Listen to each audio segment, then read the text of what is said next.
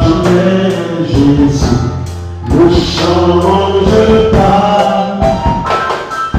Tout se fait péter, c'est pas Jésus ne change pas.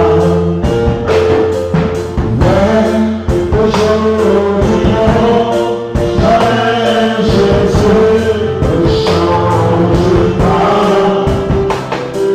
Tout se fait péter, c'est pas Jésus ne change pas. Bénissons son nom, bénissons son nom, bénissons son nom, bénissons son nom.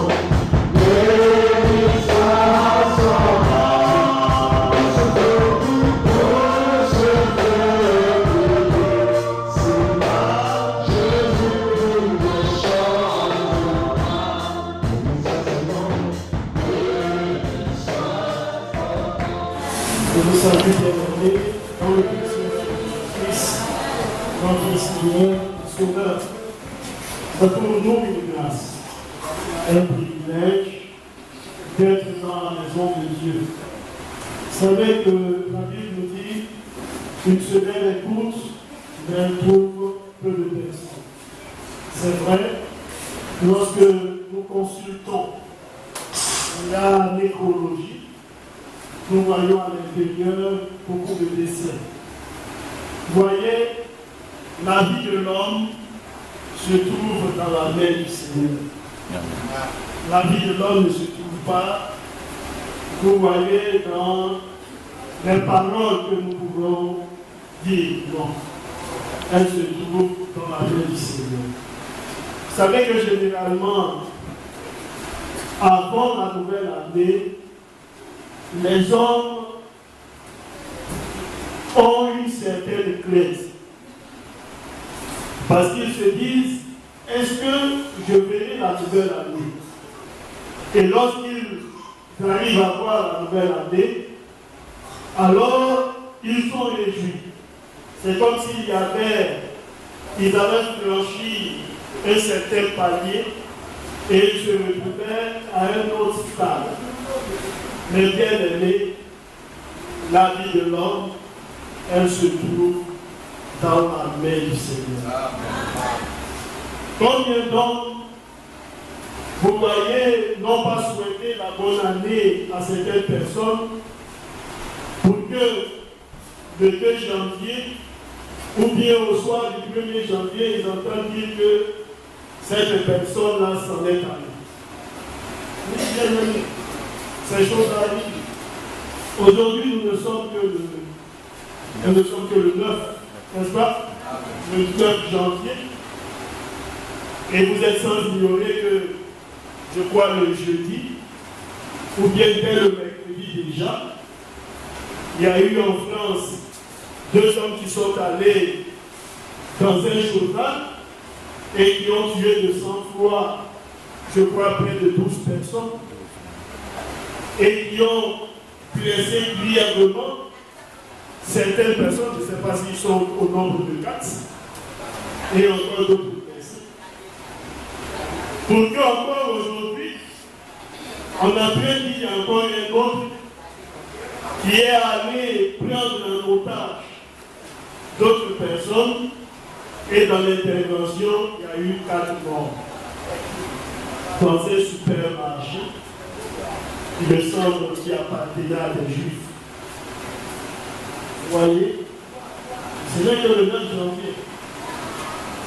Ces personnes ont souhaité voir la nouvelle année, ils l'ont vu. Ils ont certainement souhaité, on leur a souhaité la bonne et heureuse année, beaucoup de succès, toutes ces choses, mais dès le 9, ils sont partis. C'est ainsi que la vie de l'homme ne dépend pas de lui, mais elle dépend du Seigneur. Alléluia. La seule chose qu'on se pose comme question, c'est est-ce que ceux qui sont partis étaient en paix avec le Seigneur? Quand bien même ils ne sont pas allés de leur propre gré, mais est-ce qu'ils étaient en accord avec le Seigneur? C'est la seule question qu'on peut se poser. Mais tout compte fait, ils sont partis. Et on ne peut rien faire pour qu'ils reviennent. Oui, bien aimé. Et nous voyons, vous voyez le fanatisme religieux. Lorsque les hommes ont le cerveau lavé, nous voyons les dégâts que cela peut causer. Voyez, le domaine de la foi, ce n'est pas un domaine de violence. Quand vous voyez quelqu'un qui prend la violence pour défendre ses arguments ou sa conviction, c'est parce qu'il est à court d'idées. Il est à court d'arguments. Alors tout ce qui lui vient à la tête, c'est l'instinct animal. Comment agir avec la force pour s'imposer. Mais on n'a pas besoin de cela.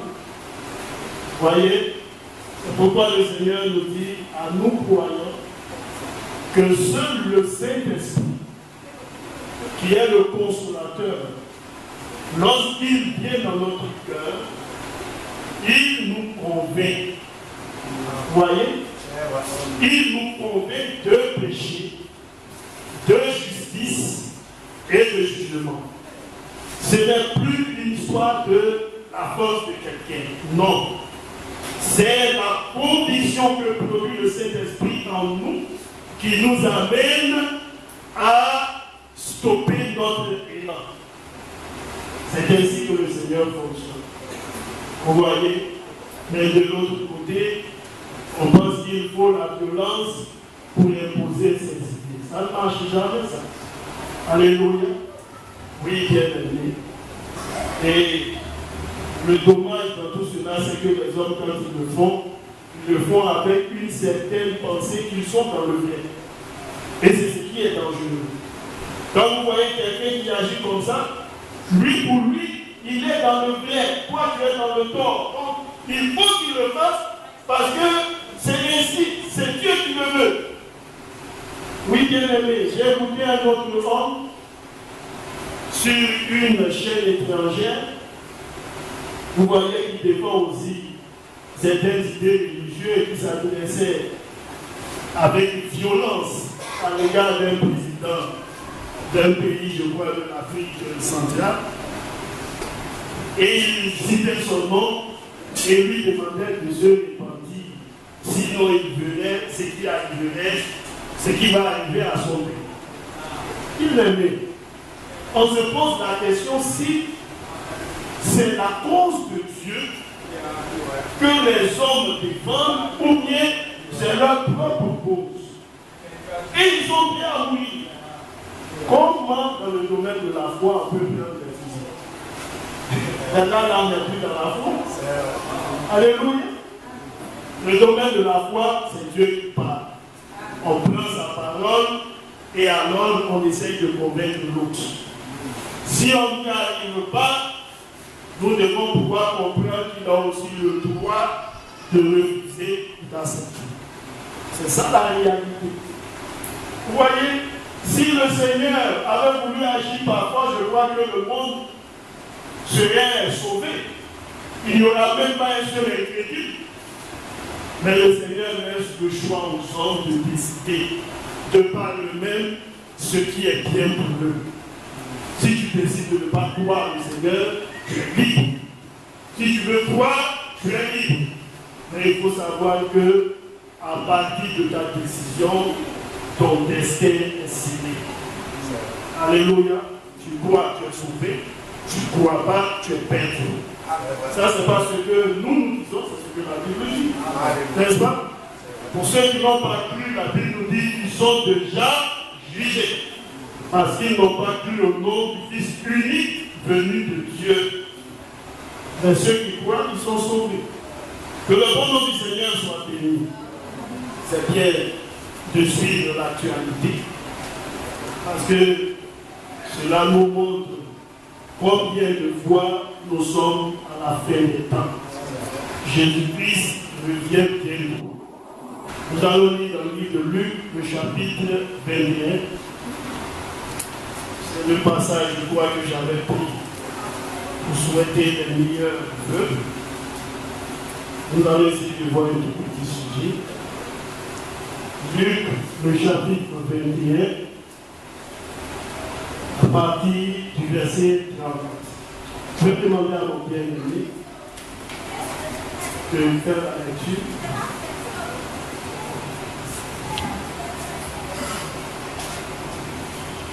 Luc 21, à partir du verset 34. Luc 21, à partir du verset 34. Prenez garde à vous-même, de craindre que vos cœurs ne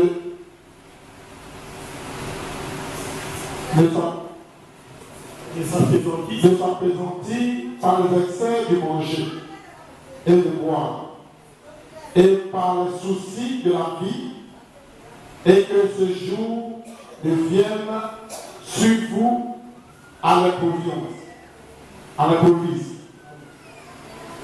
Car il viendra comme un filet sur tous ceux qui habitent sur la face de toute la terre. Veillez donc et priez en tout temps, afin que vous gardiez la force d'échapper à toutes ces choses qui arriveront et de paraître debout devant le Fils de l'homme. Pendant le jour, Jésus enseigne dans le temple, et il allait passer la nuit à la montagne appelée montagne des Oliviers.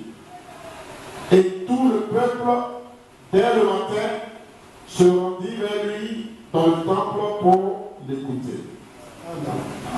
Que le nom du Seigneur soit richement béni. Alléluia.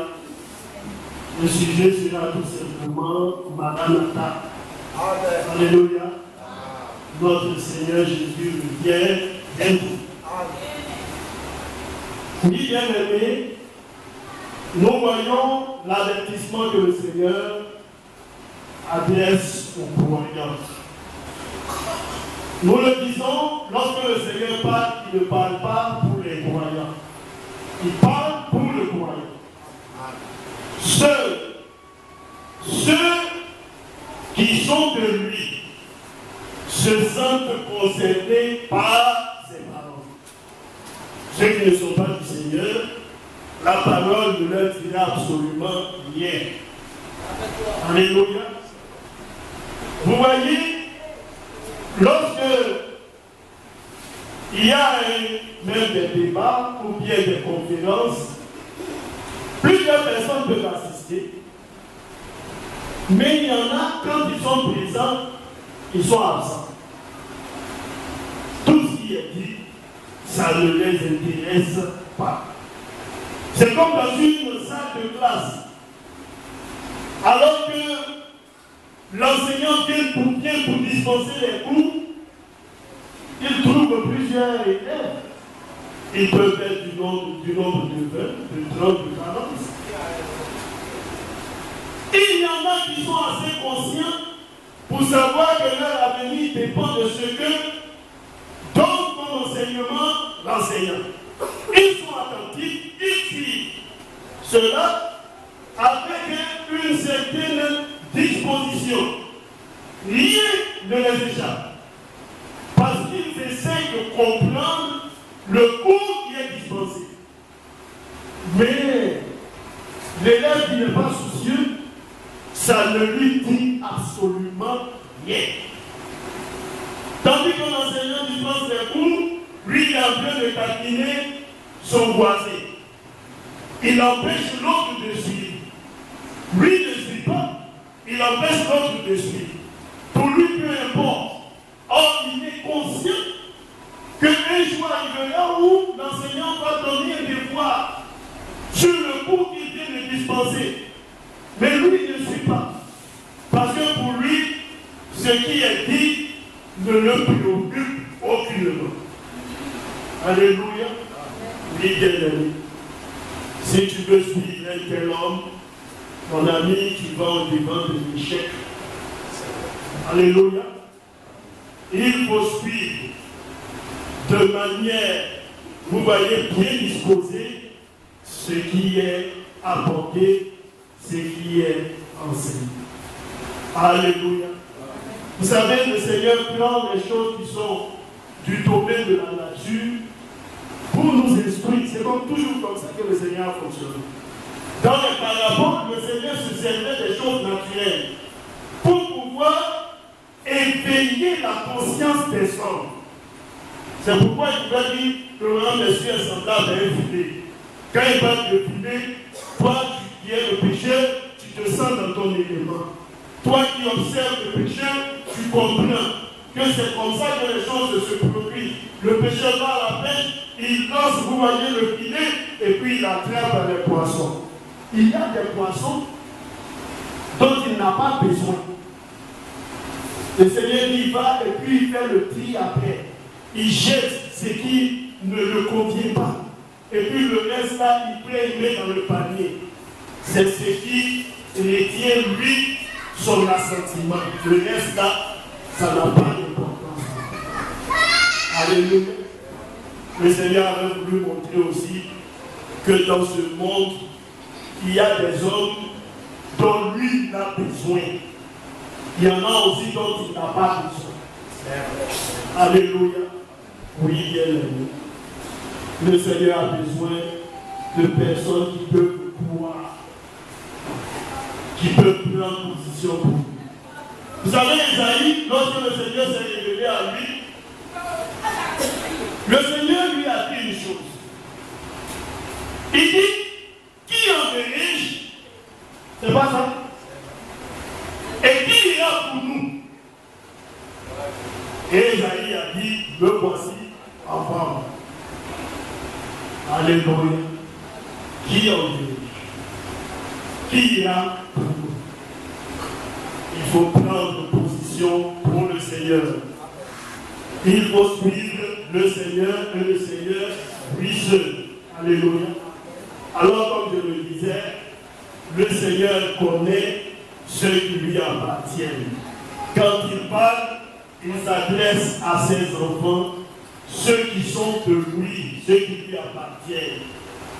C'est pourquoi on peut dire l'homosexualité est une abomination. Mais est-ce que le monde comprend ça?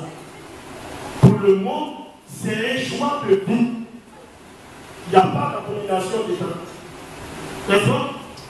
Alléluia. Ce que Dieu appelle souillure et impureté, les hommes, et ils trouvent que ce sont des choses qui sont totalement pieds. Alléluia. Quand vous voyez deux personnes qui ensemble, vous voyez, ont des relations intimes, en dehors du cadre du mariage, mais ils trouvent que c'est normal. Quand vous leur posez la question, ils disent, mais de toutes les manières, on est mature, on ne fait rien de mal. Alléluia. C'est mon corps. Donc je peux disposer de cela comme je le veux. Je ne vole pas. Je ne tue pas. Ça, c'est le raisonnement de l'homme. Mais pour le Seigneur, dans sa pensée, c'est quelque chose de tout à fait mauvais. Alléluia. La pensée de Dieu, elle est différente de la pensée de l'homme.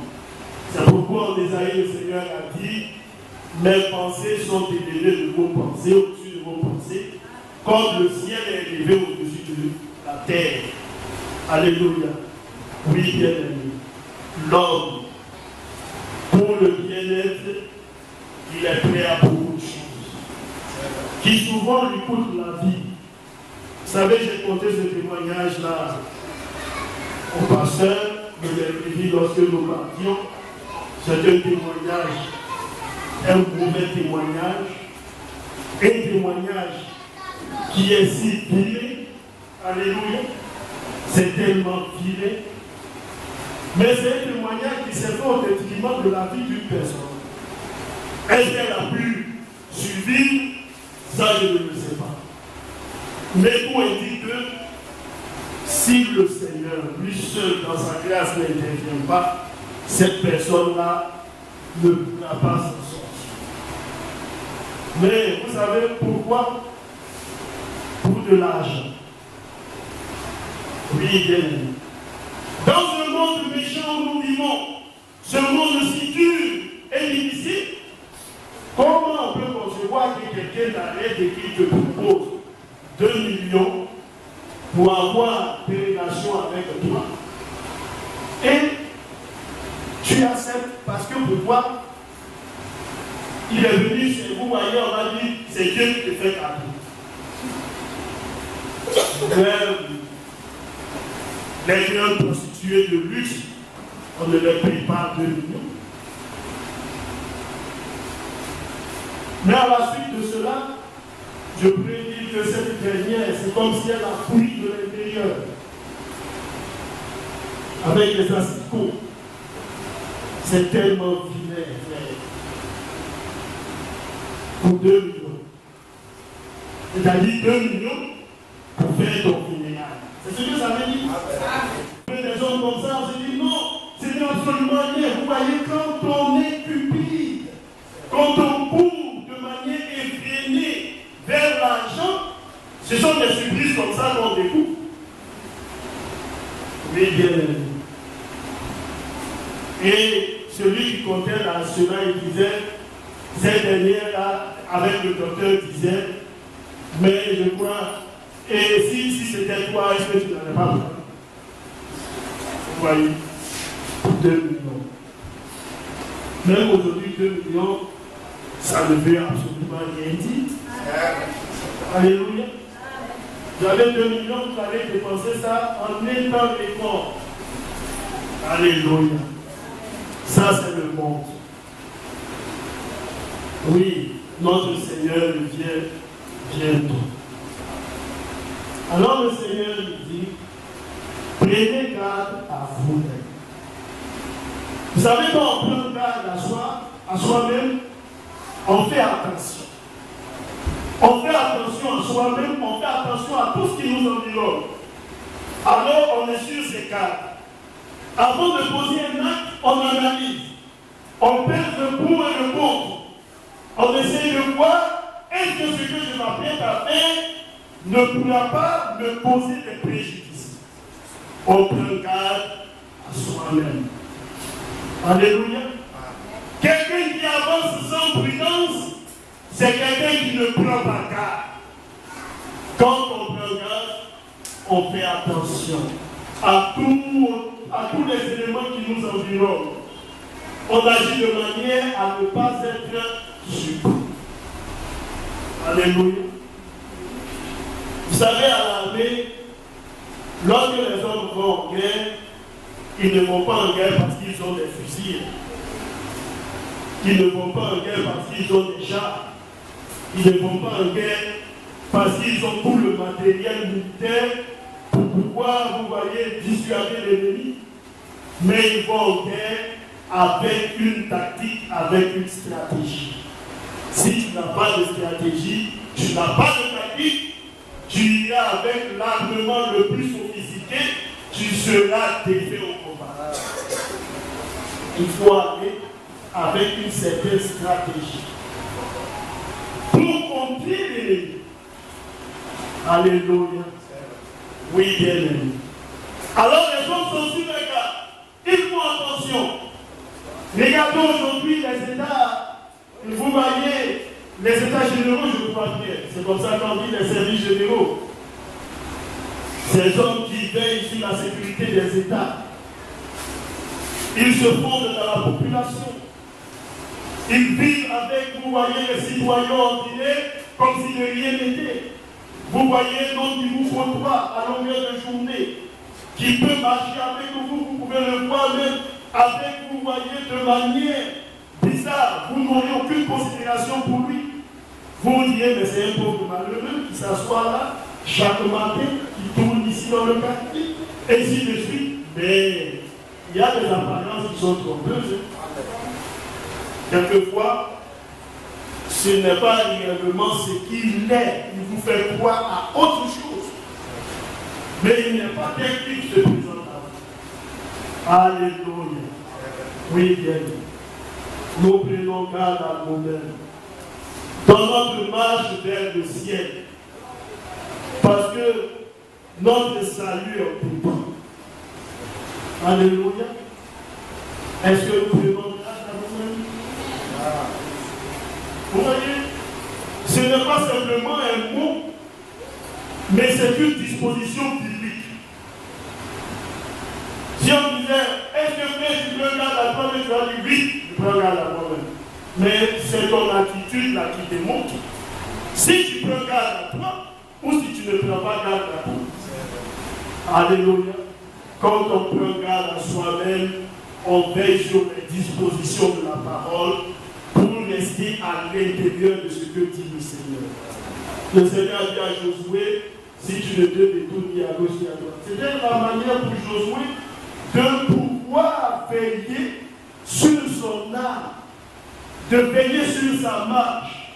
Si tu ne te détournes ni à gauche ni à droite, si tu restes dans le bon milieu, alors tout ce que tu entreprendras, tu réussiras.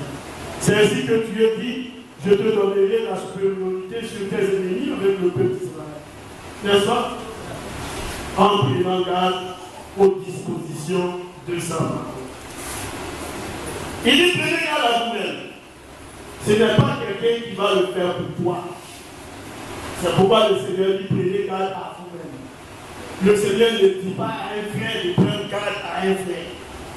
Mais il dit toi-même, prends garde à toi-même. Fais attention à toi-même. Il ne faut pas attendre que tous les jours, ce soit les autres qui viennent pour te dire, frère, c'est comme ceci, c'est comme cela, pour t'orienter. Non. Tu dois toi-même être mûr et conséquent avec toi-même pour savoir que ça, je dois le faire, pour ça, je ne dois pas le faire. C'est pourquoi il dit, prenez garde à vous-même, à vous-même. Ça s'adresse à l'individu lui-même. Ce n'est pas quelqu'un pour quelqu'un, mais toi-même. Alléluia. Alors, vous voyez, on trouve tellement déplacé d'aller dire un frère tous les jours, un frère, vous voyez, tu sais, il ne faut pas haïr le frère. Ça, c'est dépassé. Toi-même, tu sais que tu ne dois pas haïr ton frère. La Bible dit, tu dois le croire et tu dois l'appliquer à ta vie. Après, tu sais, le frère t'a blessé, mais il ne faut pas que tu le gardes dans ton cœur. Le Seigneur dit, si ton frère te plaît de même que moi je t'ai pardonné, il faut lui pardonner aussi. Alléluia. Ça ne doit même pas être le sujet de beaucoup de paroles. Le frère doit parler, pardonner. Vous voyez, on dira de manière instinctivement. Le frère a fait mal, alors on lui pardonne. On va même pardonner sans que ce dernier ne vienne pour nous demander le pardon. Mais on pardonne directement. Alléluia. Oui, bien aimé. Il en est de même. Vous voyez, on ne peut pas dire frère tout le temps, frère, il faut que tu sois présent à l'église. Non.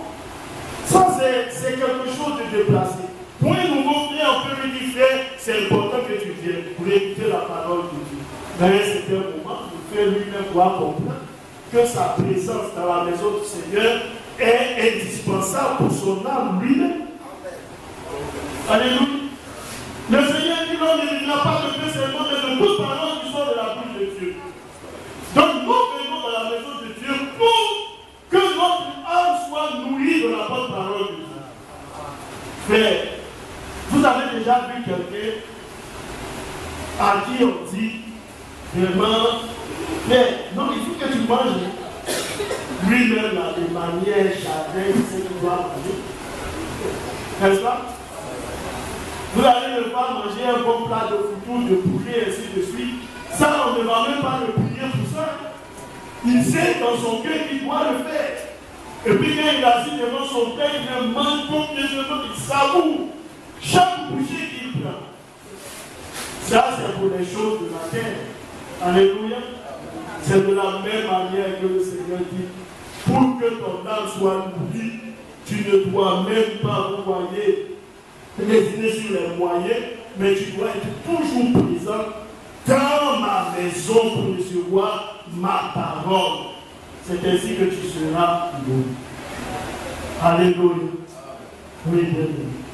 Alors il prenez garde à vous-même de Christ, que votre cœur ne s'appesantisse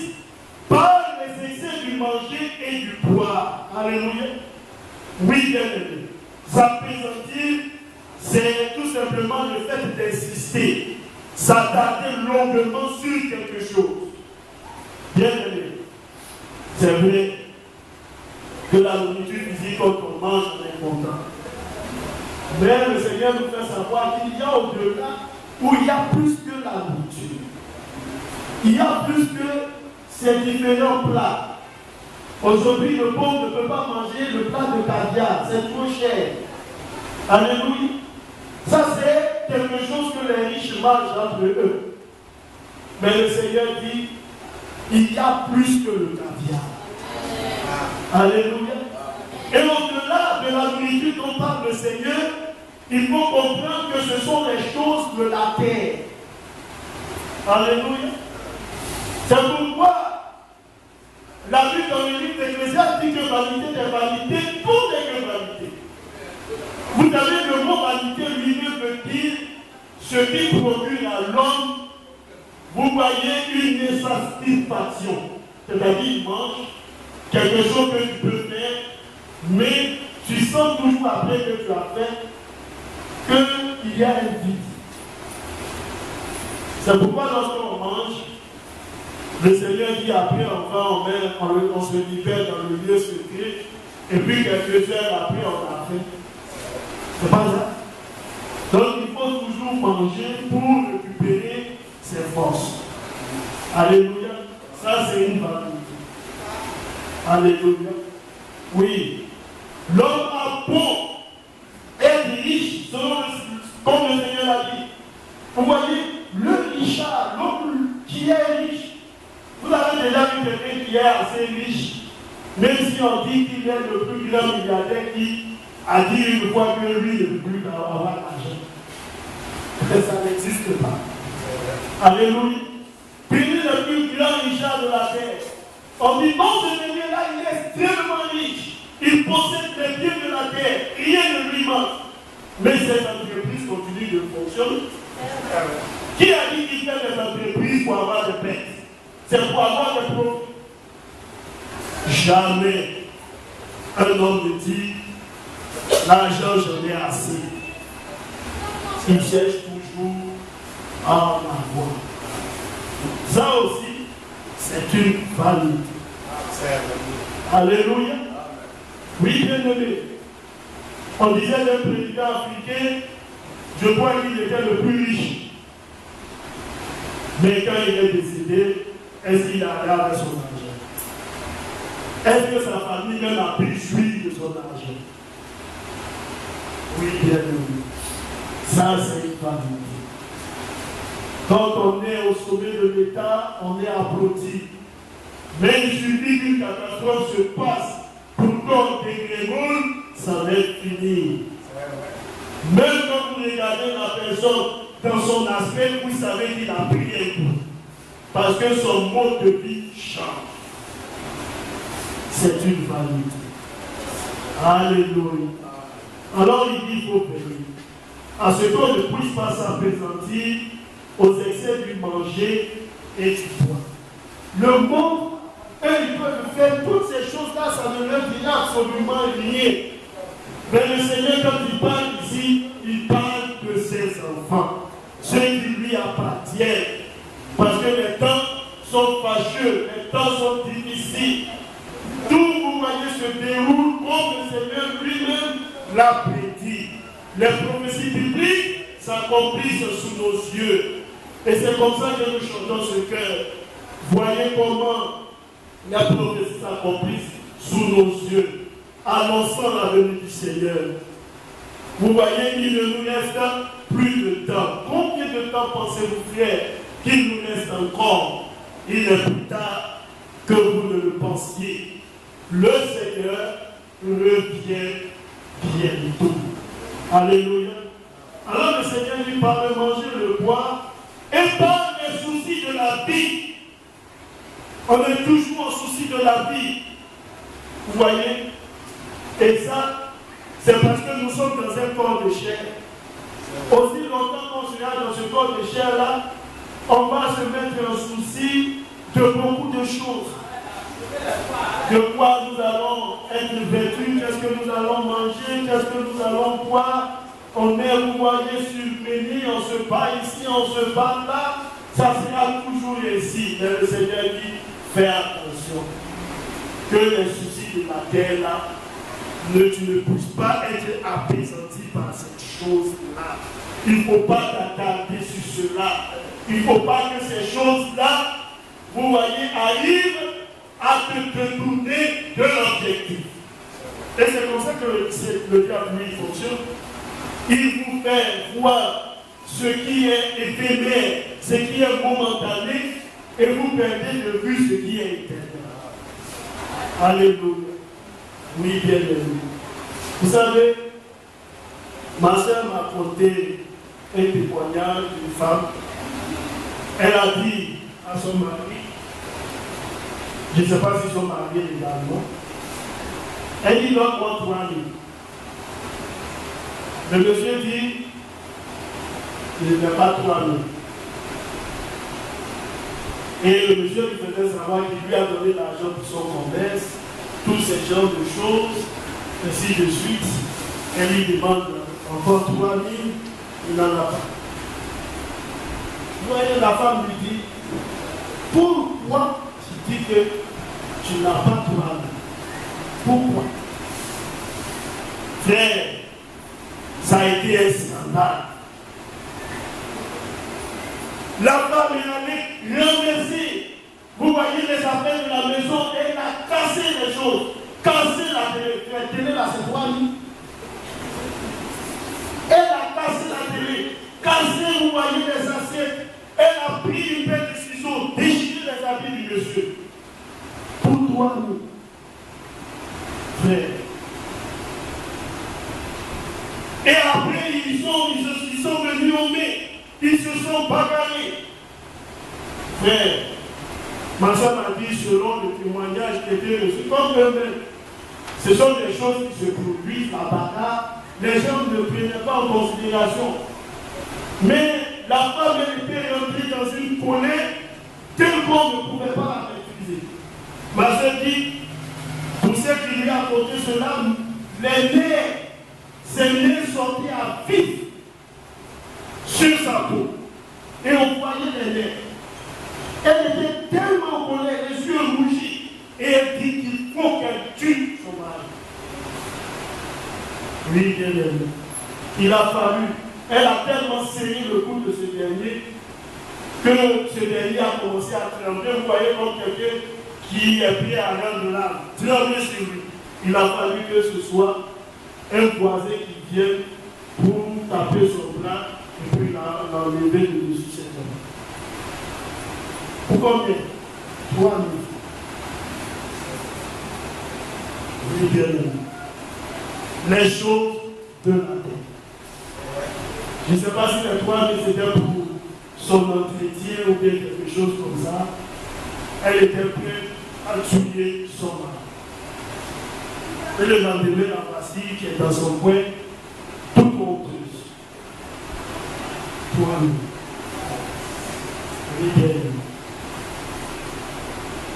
Souvent, quand on parle de ces choses, on regarde, mais oui, ça, ce sont les païens. Mais lorsqu'on ouvre la porte au diable, ce sont des choses qui peuvent arriver. Oui, c'est vrai que c'est une païenne.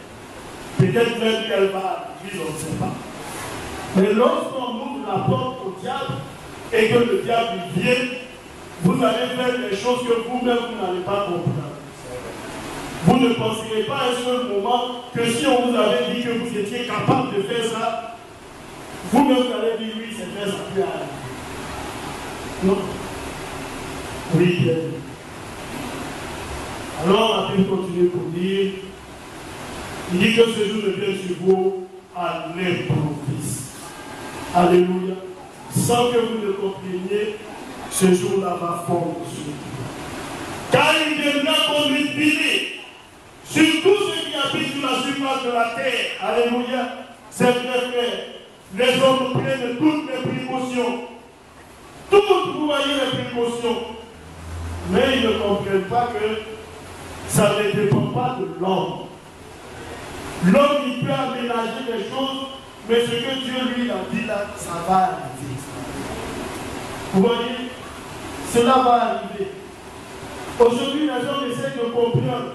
Quand on parle des météorites, ils essaient de comprendre parce qu'ils savent que ces pierres dans l'espace tombent sur la terre. Alors ils essaient de voir comment éviter ces choses. Comment est-ce qu'ils pourront venir à bout de ces choses. Si demain il y avait une menace qui venait, vous voyez, de l'espace, alors comment ils pourront faire face à ces choses? Mais bien aimé, ça c'est ce que les hommes envisagent. Mais ce que Dieu lui envisage, pour l'homme, ça va au-delà de ce que l'homme lui propose. Alléluia. Et si nous aussi nous sommes à l'intérieur de cette parole, parce qu'elle est éternelle, nous aussi, nous demeurerons éternellement. Alléluia. Frère, c'est une réalité. Il dit veillez donc et priez en tout temps. Ce n'est pas veiller pour faire veiller de prière, mais c'est veiller en faisant attention. Alors on veille. Alléluia. On fait attention. Il dit veiller. Et à cela, il faut ajouter la prière. Tous les jours, c'est toi qui donnes les nouvelles. Tu as appris que, tu es au courant que, est-ce que tu sais, tu connais la nouvelle, pour arrêter ces nouvelles. Jésus ne nous appelle pas pour que nous soyons comme des correspondants des médias. Nous ne sommes pas, je vois, l'AFP ou quelque chose de ce genre. Nous sommes des croyants et nous allons au ciel. Il ne faut pas être toujours à l'affût des nouvelles. Alléluia. Tous les jours, c'est toi. Et vous voyez, quand quelqu'un aussi, tout son temps, il reste tranquille, il reste chez lui, il n'a pas d'occupation. Ce sont ces occupations-là que le diable lui donne. Quand il sort, lui, il cherche les nouvelles. Et celui qui cherche ces nouvelles-là, il n'aime pas qu'on fasse comme lui fait. Si on lui faisait ce que lui, il est en train de faire, vous allez le voir entrer dans une colère noire. Mais ce n'est pas l'amour. L'amour, c'est que tu fasses comme tu veux qu'on te fasse. Mais comment toi tu fais ce que tu ne veux pas qu'on te fasse? Tu ne marches pas dans l'amour. Alléluia. Oui, bien aimé. Si nous comprenons ces choses-là, nous serons heureux. Vous savez, j'étais à la maison et puis je pensais, je disais, mais la confidence, c'est quelque chose, vous voyez, qu'on prédit comme un secret, même c'est un secret, qu'on partage avec quelqu'un. N'est-ce pas? Quelqu'un à qui nous avons confiance, nous lui disons. Mais ce n'est même pas dire quelque chose qui appartient à quelqu'un d'autre. Si tu veux faire des confidences, il faut prendre ce qui est pour toi, pour toi-même. Et puis il faut le partager avec celui à qui tu as confiance. Il ne faut pas prendre ce qui appartient à quelqu'un d'autre pour aller le partager avec une autre personne. Alléluia. Parce que même la confidence, c'est la confiance que quelqu'un vous porte et il vous dit quelque chose. Alléluia. Et quand vous trahissez ça, vous avez trahi, vous trahissez sa confiance. Alléluia. Oui, bien. Oh. Et alors, un frère m'a envoyé un jour un message, il dit, il y avait 3 pasteurs, peut-être qu'il a envoyé ça à plusieurs frères. Et une soir, je vois que c'est le frère, il a 10, souvent il a envoyé des messages comme ça. Il dit 3 pasteurs. Alors, ils se sont retrouvés et puis ils ont commencé à faire des confessions. Le premier dit, moi vraiment j'ai une faiblesse. Ma faiblesse, c'est que L'argent de l'église là, moi je me sers. Ça c'est ma faiblesse. Le deuxième prend la parole, il dit, moi ma faiblesse vraiment, les sœurs de l'église là, je sors avec les sœurs de l'église. C'est ma faiblesse. Le troisième, après avoir écouté toutes les autres confessions, il dit vraiment, moi j'ai un problème. Mon problème à moi, c'est que je ne sais pas garder ses pieds.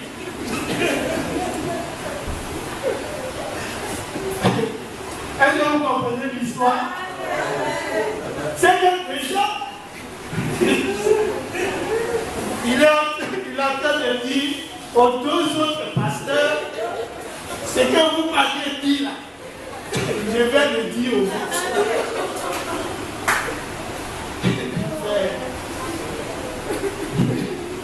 Mais c'est pas ici que le Seigneur nous amène à marcher en lui. Alléluia. On dit pas au frère, quand un frère fait mal, il faut le couvrir. Non. Il faut lui faire des bouches. Selon la parole. Il faut le ramener selon la parole. Mais il ne faut pas, même avec son défait, aller le partager avec les hommes. Dis, tu sais ce que le Père il a fait sa gloire. Il dit, Jésus qui l'a fait, c'est lui-même qui m'a dit. Pour dire que ce qu'il est fait, ça on ne marche plus dans la foi et on ne marche pas dans l'amour. Que le nom du Seigneur soit béni.